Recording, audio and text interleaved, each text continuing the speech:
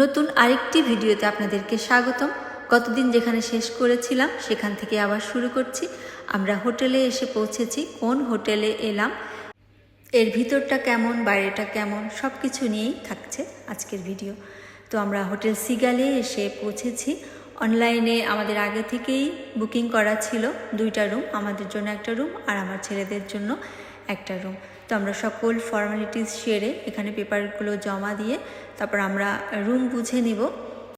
বেশ ভালোই ছিল হোটেলটা, আপনারাও দেখতে পাচ্ছেন ভিডিওতে। আমি কথা বলছি আর পুরোটাই দেখাচ্ছি। এক সাইডে ক্লিন করছে আর আমাদের ওয়েলকাম ড্রিঙ্কস চলে এসেছে।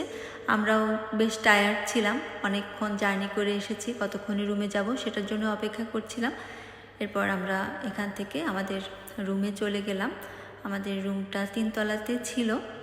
এই যে রুমের দিকে যাচ্ছি, রুমটা একটু দেখে নিন। এই যে বাম দিকে বাথরুম আর ডান দিকে এখানে একটা আলমারি আছে। আপনার প্রয়োজনীয় কাপড় চোপড় এখানে সুন্দর করে গুছিয়ে রাখতে পারবেন।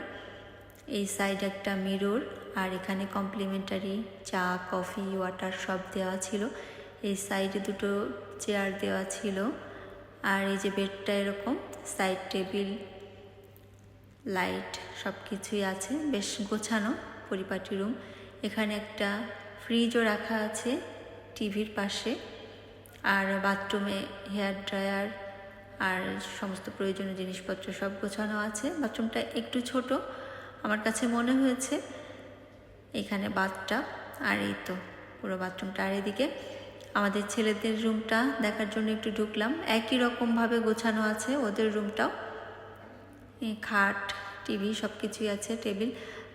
তারপরে আমরা রুমে ফ্রেশ হয়ে আলগনিতে খেতে চলে এলাম। এখানে এসে দেখি বেশ ভালোই ভিড় আছে, একেবারে কম না।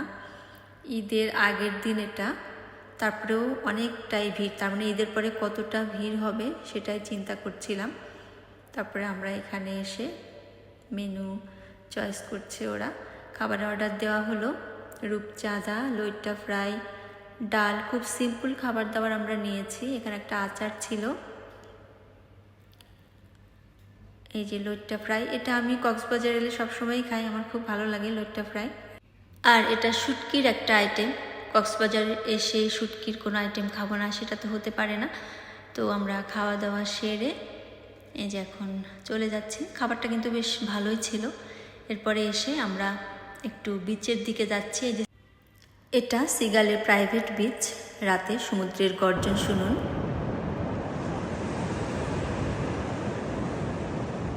বেশ রাত হয়ে গেছে আর বিচের ওদিকে তেমন কোনো মানুষও নেই, এই জন্য আমরা চলে এলাম আবার হোটেলে।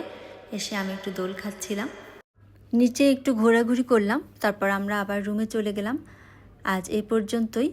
পরবর্তীতে নতুন ভিডিও দেখার আমন্ত্রণ জানিয়ে এখানেই শেষ করছি।